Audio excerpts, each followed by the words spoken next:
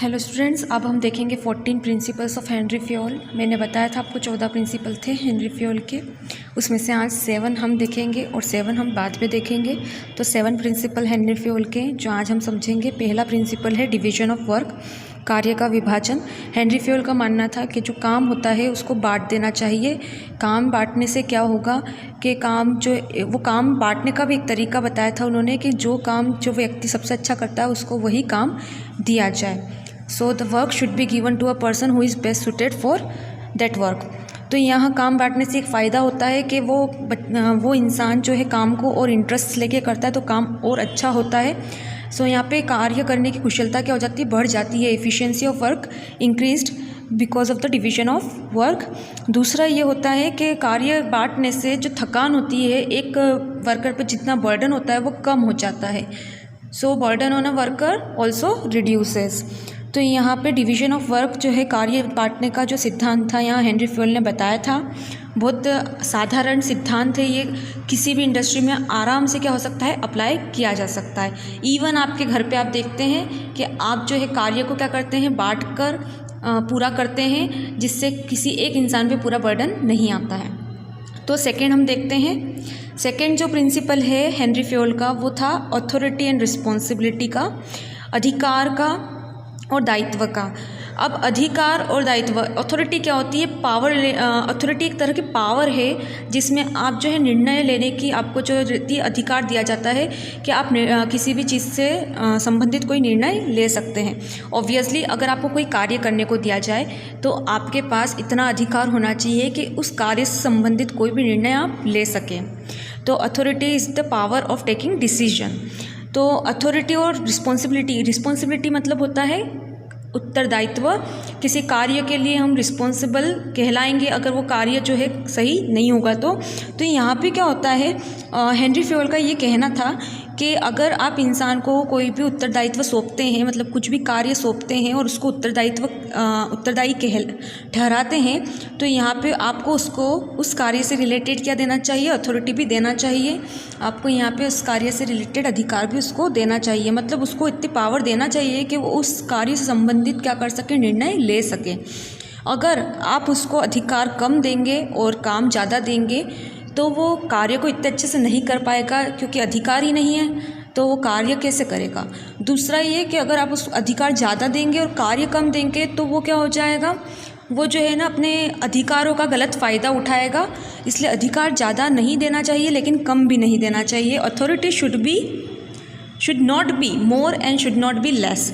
तो यहाँ जो अथॉरिटी है वो कैसी होना चाहिए, बराबर होना चाहिए। Authority should be provided in a balance form. Now अब यहाँ पे क्या होता है, इसका एक फ़ायदा होता है अथॉरिटी और रिस्पॉन्सिबिलिटी। मतलब आपने कार्य दिया, सामने वाले को आपने उत्तरदायित्व दिया, उसके साथ आपने उसको अधिकार दिया। You have given responsibility to a person and also you have given to him some authority, then it will bring confidence in that person. It will increase the self-confidence of that person and he will do the work more efficiently. Third principal जो है हमारा वो है discipline का। Discipline, आपको पता है discipline, अनुशासन, इसका बहुत महत्व होता है। जीवन में भी बहुत इसका जो है महत्व होता है। अगर आप अपने जीवन को भी आप अपने लाइफ को भी जो है डिसिप्लिन से जो है आगे बढ़ाते हैं तो आप ज़्यादा हेल्दी रहते हैं, वेल्दी रहते हैं। तो यहाँ पे बिजनेस में भी हेनरी फ्योल ने डिसिप्लिन का इम्पोर्टेंस बताया है। उन्होंने कहा है कि रूल्स और रेगुलेशन जो होते हैं उनका पालन पूरी तरह से होना चाहिए। अगर रूल्स और रेगुलेशन का पालन जो है वर्कर्स और मैनेजमेंट अच्छे से करेंगे तो बिज़नेस जो है बहुत स्मूथली चलेगा। तो यहाँ पे जो है डिसिप्लिन मेंटेन करने के लिए जो सबसे इम्पोर्टेंट बात हेनरी फ्योल ने कही है वो ये कही है कि डिसिप्लिन लाने का काम होता है लीडर्स का। तो लीडर्स जो होते हैं वो जो है वो उन पर डिपेंड करता है कि किसी संस्था में कितना अच्छा डिसिप्लिन मेंटेन है। तो यहाँ क्वालिटी ऑफ जो लीडरशिप है वो भी बहुत अच्छी होना चाहिए ताकि वो डिसिप्लिन को प्रमोट कर सकें। उनको ध्यान भी रखना चाहिए कि लीडर जो है हमेशा राइट डिसीजन ले, कभी कोई पार्शलिटी ना करे, कोई बायस ना करे, क्योंकि पार्शलिटी जो होती है वो कई बार डिसिप्लिन में जो है खनन पैदा करती है। इसके बाद हम देखते हैं unity of command. Unity of command में क्या होता है? यूनिटी ऑफ कमांड में हेनरी फ्योल का ये कहना है कि हर जो भी एम्प्लॉय होता है, हर एक एम्प्लॉय का क्या होना चाहिए? सिर्फ एक ही बॉस होना चाहिए, एक ही एम्प्लॉयर होना चाहिए जिससे वो आदेश ले और जिसका वो पालन करे। अगर एक से ज़्यादा बॉस हो जाएंगे, उसके एक से ज़्यादा एम्प्लॉयर्स हो जाएंगे, तो वो कन्फ्यूज हो जाएगा कि उसको किसका काम पहले करना है। तो उसका कन्फ्यूज़न दूर हो, इसलिए उसको क्या होना चाहिए? उसका एक ही बॉस होना चाहिए जिसका वो आदेश सुनेगा, जिसका वो कार्य करेगा और जिसको वो रिपोर्ट देगा। इससे क्या होगा कि कन्फ्यूज़न दूर हो जाएगा और जो है उसकी इफ़िशियंसी और कुशलता में वृद्धि होगी, उसकी इफ़िशियंसी बढ़ जाएगी।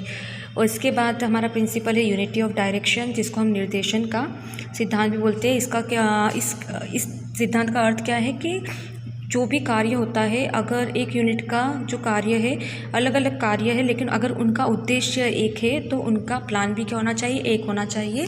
यहाँ मैं आपको एग्जांपल दूँ, जैसे कि सेल डिपार्टमेंट है, तो सेल डिपार्टमेंट के अंदर सब अलग अलग जो है एक्टिविटीज़ करते हैं। कोई एडवर्टाइजमेंट को हैंडल करता है, कोई मार्केट को हैंडल कर रहा है, मार्केट डिमांड पर नज़र रख रहा है, कोई देख रहा है कि प्रोडक्ट में क्या प्रॉब्लम्स आ रही है सेलिंग में। ऐसे अलग अलग कार्य होते हैं, लेकिन सबका उद्देश्य क्या होता है?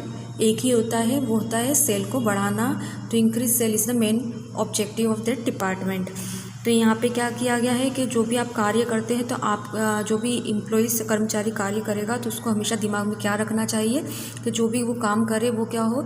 मेन उद्देश्यों को प्राप्त करने के लिए क्या हो? मदद करे। मतलब जो मेन ऑब्जेक्टिव है वो हम क्या कर सके? अचीव कर सके।